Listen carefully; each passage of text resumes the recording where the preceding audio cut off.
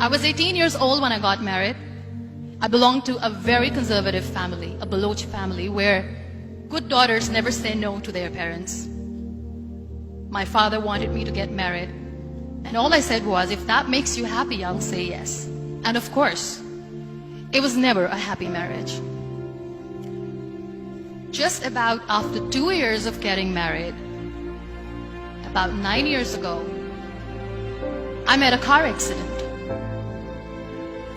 Somehow my husband fell asleep and the car fell in the ditch.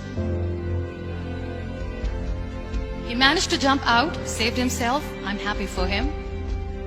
But I stayed inside the car and I sustained a lot of injuries. The list is a bit long. Don't get scared. I'm perfectly fine now. Radius ulna of my right arm were fractured. The wrist was fractured. Shoulder bone and collarbone were fractured. My whole rib cage got fractured. And because of the rib cage injury, lungs and liver were badly injured. I couldn't breathe. I lost urinary bowel control. That's why I have to wear the bag wherever I go.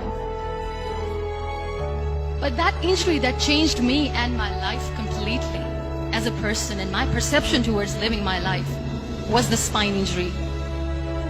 3 vertebrae of my backbone were completely crushed and I got paralyzed for the rest of my life.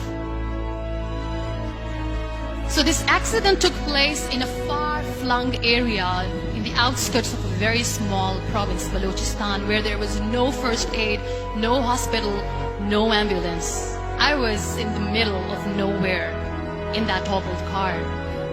Many people came to rescue. They gave me CPR.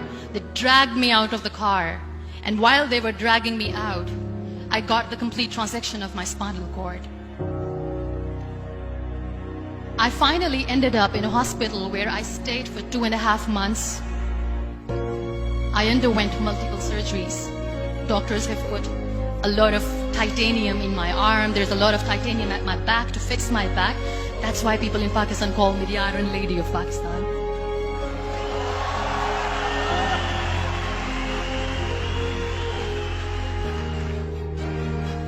Those 2.5 months in the hospital were dreadful. I will not make up stories just to inspire you. I was at the verge of despair. One day, doctor came to me and he said, well, I heard that you wanted to be an artist, but you ended up being a housewife. I have a bad news for you. You won't be able to paint again because your wrist and your arm are so deformed, you won't be able to hold a pen again. And I stayed quiet.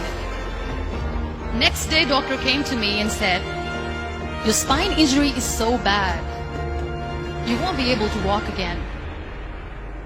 I took a deep breath and I said, it's all right.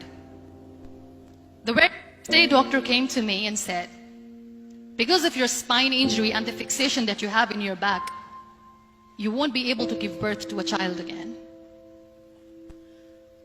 That day, I was devastated. I still remember, I asked my mother, why me?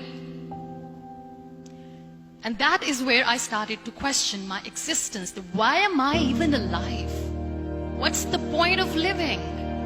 I cannot walk, I cannot paint, fine, I cannot be a mother. And we have this thing in our heads, being women, that we are incomplete without having children. I am going to be an incomplete woman for the rest of my life. What's the point? So my mother said to me, this too shall pass. God has a greater plan for you. I don't know what it is, but He surely has.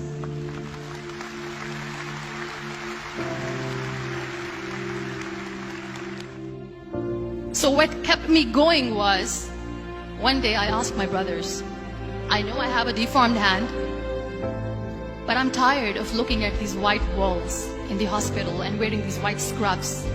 I'm getting tired of this. I want to add more colors to my life. I want to do something. Bring me some colors. Bring me some small canvas. I want to paint. So the very first painting I made was on my deathbed, where I painted for the very first time.